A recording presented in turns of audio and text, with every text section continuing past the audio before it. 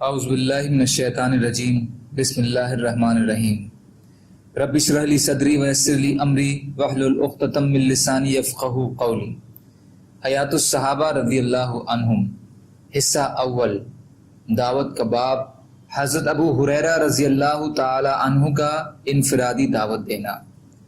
حضرت ابو ہریرہ رضی اللہ تعالی عنہ فرماتے ہیں کہ میری والدہ مشرک تھیں، میں ان کو اسلام کی دعوت دیا کرتا تھا۔ ایک دن میں نے ان کو اسلام کی دعوت دی، انہوں نے مجھے حضور صلی اللہ علیہ وسلم کے بارے میں بڑی ناگوار باتیں سنائیں۔ میں روتا ہوا حضور صلی اللہ علیہ وسلم کی خدمت میں حاضر ہوا اور کہا، یا رسول اللہ صلی اللہ علیہ وسلم، میں اپنی والدہ کو اسلام کی دعوت دیا کرتا تھا، وہ انکار کر دیا کرتی تھیں۔ آج میں نے ان کو دعوت دی تو انہوں نے مجھے آپ کے بارے میں بڑی ناگوار باتیں کہیں۔ آپ صلی اللہ علیہ وسلم اللہ سے دعا کریں کہ اللہ ابو ہریرہ کی والدہ کو ہدایت دے دیں۔ آپ نے فرمایا، اے اللہ، ابو ہریرہ رضی اللہ عنہ کی والدہ کو ہدایت دے دیجئے۔ میں حضور کی دعا لے کر خوشی خوشی گھر کو چلا۔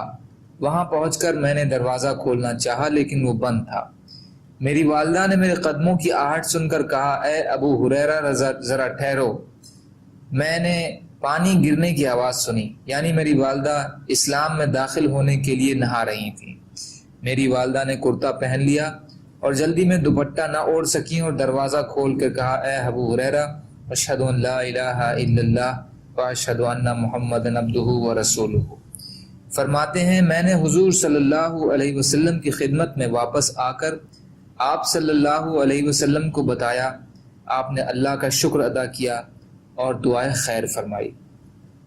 مسلم احمد اصابہ حصہ 4 پیج نمبر 241 کی حدیث۔ حضرت ابو ہریرہ رضی اللہ عنہ نے فرمایا، اللہ تعالیٰ کی قسم، جو بھی مسلمان مرد اور عورت میرا نام سنتا ہے وہ مجھ سے محبت کرنے لگتا ہے۔ راوی کہتے ہیں میں نے عرض کیا، آپ کو اس کا کیسے پتہ چلتا ہے؟ تو حضرت ابو ہریرہ رضی اللہ تعالیٰ عنہ نے کہا، میں اپنی والدہ کو دعوت دیا کرتا تھا، پھر وہی قصہ ذکر کیا اور اس کے آخر میں یہ اضافہ بھی کیا کہ میں دوڑتا ہوا حضور صلی اللہ علیہ وسلم کی خدمت میں آیا اور اب میں خوشی سے رو رہا تھا جیسے کہ پہلے میں غم سے رو رہا تھا۔ میں نے کہا، یا رسول اللہ صلی اللہ علیہ وسلم، آپ کو خوشخبری ہو، اللہ تعالیٰ نے آپ کی دعا کو قبول فرما لیا اور اللہ تعالیٰ نے ابو ہریرہ کی والدہ کو اسلام میں ہدایت دے دی۔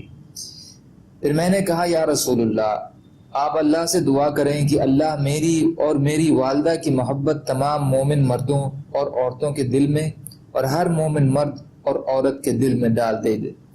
سو آپ نے یہ دعا فرمائی، اے اللہ، اپنے اس چھوٹے سے بندے اور اس کی والدہ کی محبت ہر مومن مرد اور ہر مومن عورت کے دل میں ڈال دیجئے، تو جو بھی مسلمان مرد اور عورت میرا نام سنتا ہے وہ مجھ سے محبت کرنے لگ جاتا ہے۔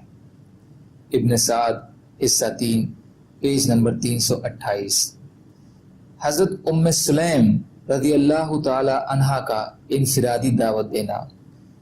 حضرت انس رضی اللہ تعالی عنہ فرماتے ہیں کہ حضرت ابو طلحہ رضی اللہ عنہ نے اسلام لانے سے پہلے میری والدہ ام سلیم رضی اللہ عنہا کو نکاح کا پیغام دیا۔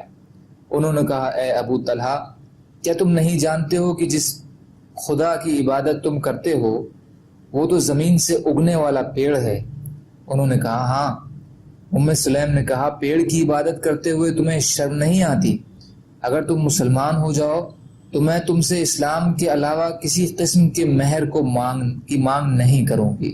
انہوں نے کہا، اچھا، میں ذرا سوچ لوں، اور وہ چلے گئے اور تھوڑی دیر بعد آ کر کلمہ شہادت اشہد ان لا الہ الا اللہ واشہد ان محمدا عبدہ ورسولہ پڑھ لیا۔